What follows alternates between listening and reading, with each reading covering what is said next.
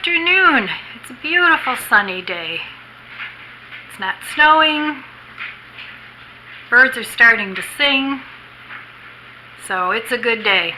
I've been debating if I want to make this video or not, because I didn't want it to come across as, oh, poor me, because I don't feel that way at all. I'm just so blessed to have my life the way it is. But I did want to talk about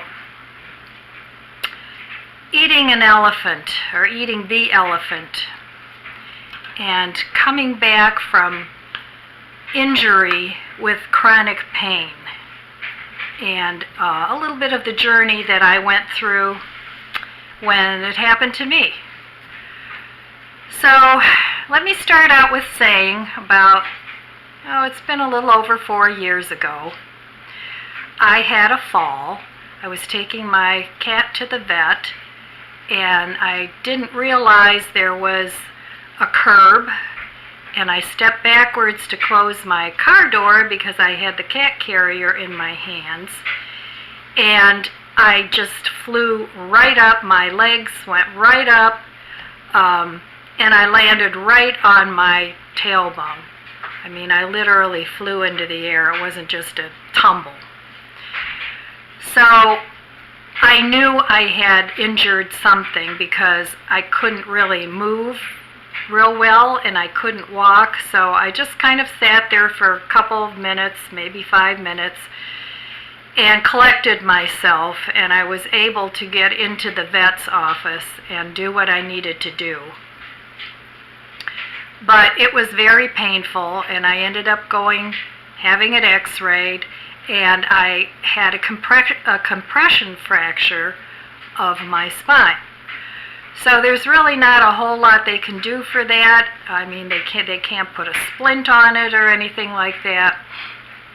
So I did some therapy. It healed up, but having also had osteoarthritis in my spine, it just never returned to normal. And I really never had back pain or back issues before that situation. So this was a new way of life for me, that it was going to be what it was going to be. And I love to garden. I'm very active, or at least I was very active. And it was really bothersome and starting to impact my life. So I recovered fairly well with that. I mean, you know, when I work outside, I have to wear a little bit of a back brace and those sorts of things. But life went on. I also have fibromyalgia, which didn't help. So I go through periods where it flares up, and it makes me tired, and my whole body is sore. So these are the things that I have to deal with every day, and it's okay. I'm managing. Then 2 years ago, after I retired about 8 years ago, but I always wanted to rescue some dogs. So about 2.5, 3 years ago, I rescued 3 puppies, and they were all babies. They were all under 3 months old. Some of them were just a couple months old, and I had to potty train all of them and, you know, deal with the messes they make. And of course, when you're doing that, you're bending over. So that didn't help much, but I was determined I was not going to give up my puppies. And I did get them potty trained, and everything was okay. But then, once they got a little older, you know, they like to run around and play. And 2 of them are a little bit bigger. They're not huge dogs, but, you know, I've had videos up of them before. So the 2 bigger dogs were playing in the living room. I was standing by my TV, just kind of channel surfing, trying to watch something. And one ran into me, and then right after that, the other one did. I flew horizontally up into the air, at least a couple feet off the ground, and I landed right on my hip, and I could tell I broke it. So anyway, that's a little bit of my background, and it's taken me quite a while to recover from all these injuries, and then also the chronic problem that I have with the fibromyalgia. So I just wanted to talk to you a little bit about just eating an elephant one bite at a time. Because at the end of all this period of all this stuff that happened, my house was a disaster. I mean, it was never like a hoarder's house or anything like that, but I could only stand so long, I could only sit so long, and it was really bothersome to me that it wasn't as clean anymore as I used to keep it, because I was always a very good housekeeper when I was younger. And you get to that point in your life, yes, I have family, but you really don't want to bother them all the time with, I need this, I need that, because giving up your independence is something that's difficult for most people. At least it is for me. So I ended up spending 2 years after I broke my hip. I ended up spending 2 years living on my first floor. And my first floor is a living room, a dining room, a kitchen. My laundry room, thank God, is on the first floor, and I have a half bath here.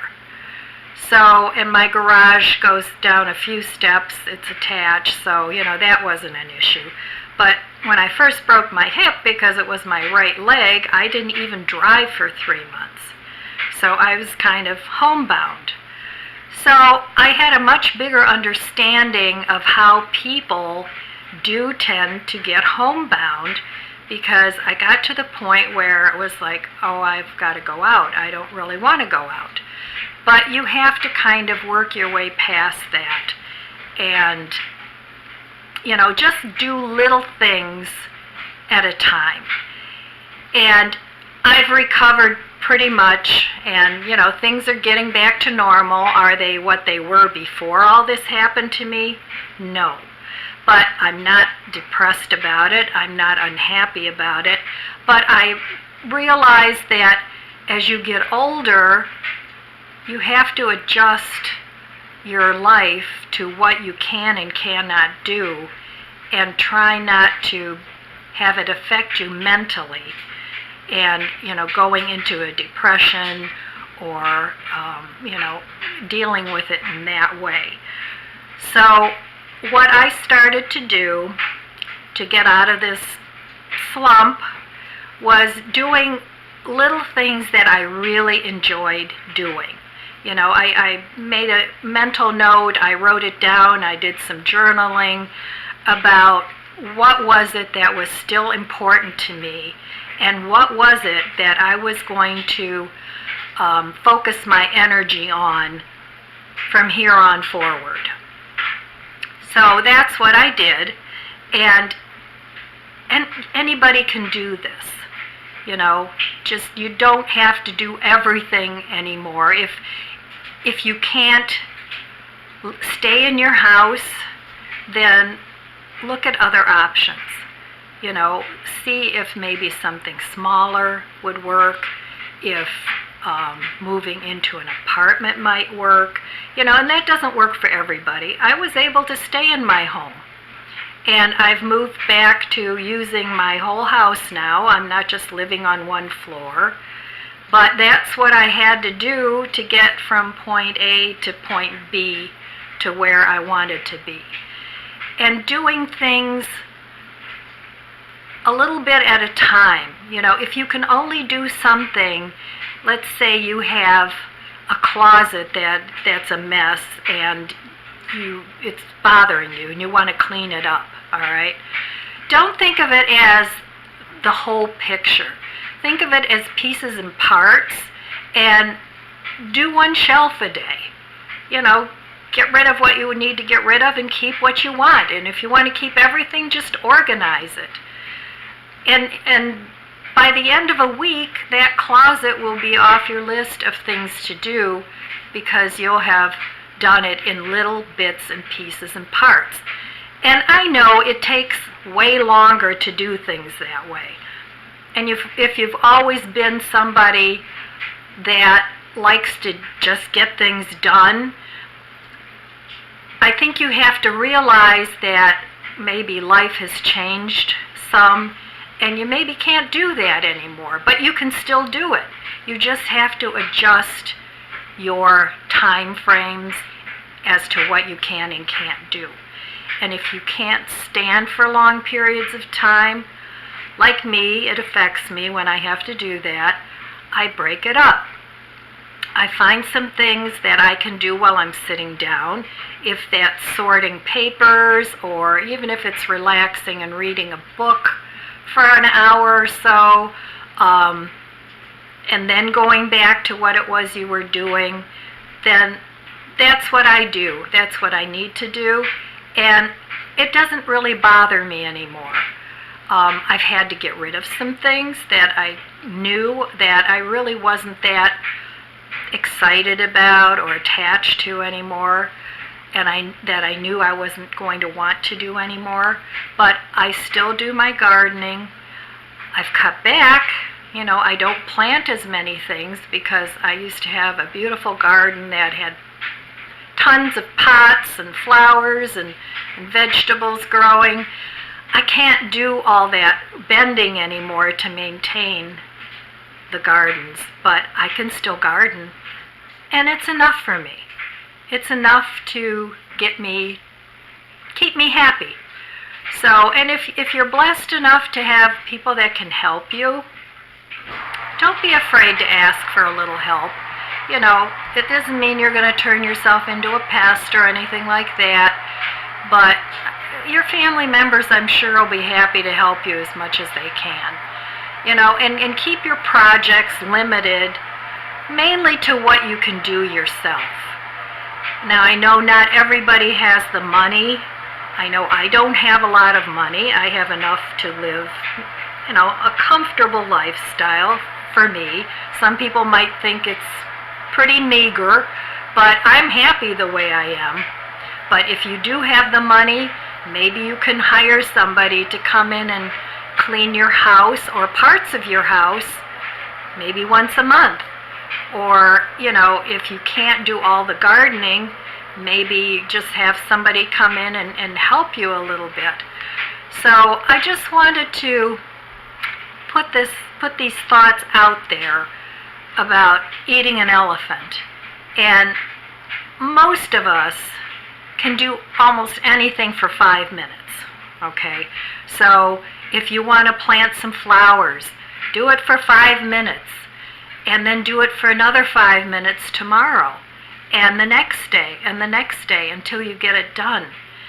And you can have a very fulfilling life, even if you do have issues and problems.